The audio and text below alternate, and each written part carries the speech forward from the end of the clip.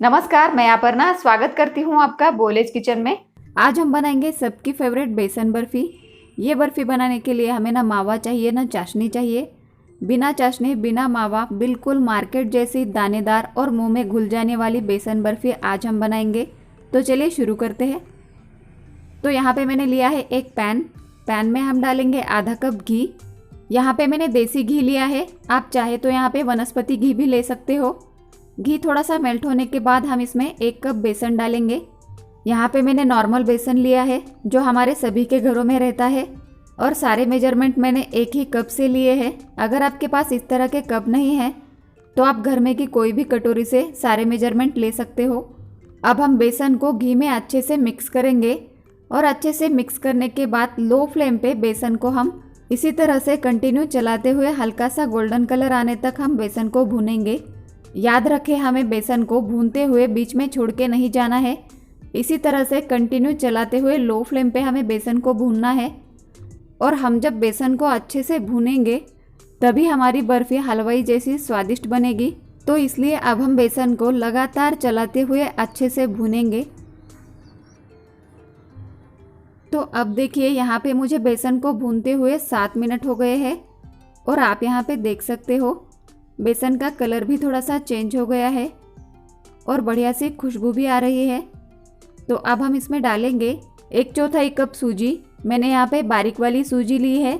अगर आपके पास मोटी वाली सूजी है तो आप उसे मिक्सी में थोड़ा सा ग्राइंड करके ले सकते हो। तो इस तरह से बेसन में सूजी डालने से हमारी बर्फ़ी एकदम दानेदार बनती है। तो सूजी डालने के बाद हम बेसन के साथ सूजी को अच्छे से मिक्स करेंगे, और लो फ्लेम पे सूजी को भी बेसन के साथ 6 से 7 मिनट के लिए अच्छे से भूनेंगे। याद रखें, हमें लो फ्लेम पे ही भूनना है। तो देखिए, मैंने यहाँ पे सूजी डालने के बाद सूजी और बेसन को पूरे 6 मिनट तक अच्छे से लो फ्लेम पे भून लिया है, और आप यहाँ पे देख सकते हो अच्छे से सूजी और बेसन भून गए हैं। आप इसका कलर देख सकते हो, बहुत ही बढ़िया इसका कलर आया है, और इसकी खुशबू भी बहुत बढ़िया आ रही है। पूरे घर में इसकी खुशबू महक रही है। तो अब हम गैस की फ्लेम बंद कर देंगे, और इसी तरह से चलाते हुए 5 मिनट तक हम इसे ठंडा कर लेंगे, क्योंकि पैन गर्म है तो ये जल सकता है। तो मैंने यहाँ पे 5 मिनट तक इसे इसी तरह से चलाते हुए थोड़ा सा ठंडा कर लिया है। अभी भी ये बहुत गर्म है, क्योंकि हमने इसे पैन में ही रखा था। आप चाहे तो इसे दूसरे बर्तन में भी निकाल सकते हो। तो अब हम इसमें डालेंगे पिसी हुई चीनी। तो मैंने यहाँ पे 3/4 कप चीनी ली है, यानी कि 1 कप से थोड़ी सी कम और आधे कप से थोड़ी सी ज़्यादा। आप चाहे तो चीनी अपने हिसाब से थोड़ी कम ज़्यादा भी कर सकते हो। अब हम चीनी को बेसन के साथ अच्छे से मिक्स करेंगे, और यहाँ पे हमें गैस चालू करने की ज़रूरत नहीं है, क्योंकि बेसन ऑलरेडी बहुत गर्म है। तो इसलिए चीनी आसानी से इसमें मेल्ट हो जाएगी या फिर मिक्स हो जाएगी। तो अब हम इसमें डालेंगे 1/4 चम्मच इलायची पाउडर, और अब चीनी और इलायची पाउडर को बेसन के साथ अच्छे से मिक्स करेंगे। और ध्यान रखें, जब तक बेसन गर्म है तब तक ही हमें चीनी को अच्छे से बेसन के साथ मिक्स करना है। अगर हमने बेसन को ज़्यादा देर तक ठंडा करने के लिए रख दिया, या फिर पूरी तरह से ठंडा होने के बाद हमने इसमें चीनी डाली, तो ये मिक्सचर जमने लगता है, और फिर बाद में हमें इसकी बर्फ़ी नहीं तो लड्डू बनाने पड़ेंगे। तो इसलिए हम चीनी को फटाफट से गर्मा गर्म बेसन के साथ मिक्स करेंगे, और इसे सेट करने के लिए एक डिश में निकाल लेंगे। आप चाहे तो इसे एक ट्रे में भी निकाल सकते हो, और बर्फ़ी आसानी से निकल आए इसलिए मैंने डिश को पहले ही थोड़ा सा घी लगा लिया है। तो अब हम ये सारा मिक्सचर डिश में डाल देंगे, और इसे इस तरह से स्पैचुला से थोड़ा सा सेट करेंगे या फिर प्लेन करेंगे, और जितना हो सके उतना स्क्वायर शेप देंगे।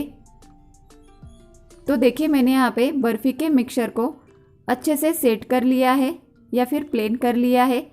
तो अब हमारी बर्फ़ी हलवाई जैसी दिखे, इसलिए हम इस पे डालेंगे बारीक कटे हुए पिस्ता और बादाम। तो लग रही है ना हमारी बर्फ़ी एकदम हलवाई जैसी।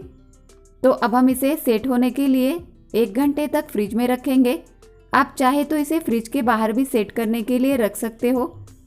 तो 1 घंटे के बाद हमारी बर्फ़ी अच्छे से सेट हो गई है। तो अब हम इसे कट करेंगे। आप अपने हिसाब से इसे कट कर सकते हो। छोटे बड़े शेप में या फिर स्क्वायर डायमंड शेप में। मैं इसे स्क्वायर शेप में कट कर रही हूँ।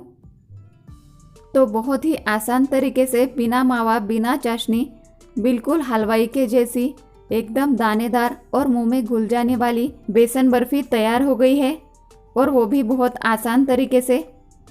तो चलिए अब मैं इसे आपको तोड़ के दिखाती हूँ। देखिए बिना मावा बिना चाशनी ये बर्फ़ी हमने बनाई है, और कितनी नरम है और कितनी दानेदार है। तो ये बर्फ़ी खाने में बहुत स्वादिष्ट लगती है। तो इसलिए इस दिवाली को ये बर्फ़ी आप ज़रूर बनाइए, और कैसी बनी ये मुझे कमेंट करके भी ज़रूर बताइए। और अगर आपको ये रेसिपी अच्छी लगी हो तो वीडियो को लाइक शेयर और चैनल को सब्सक्राइब करना ना भूलें। तो फिर मिलते हैं आपकी पसंद के रेसिपी के साथ। तब तक मस्त खाइए और स्वस्थ रहिए। Thank you.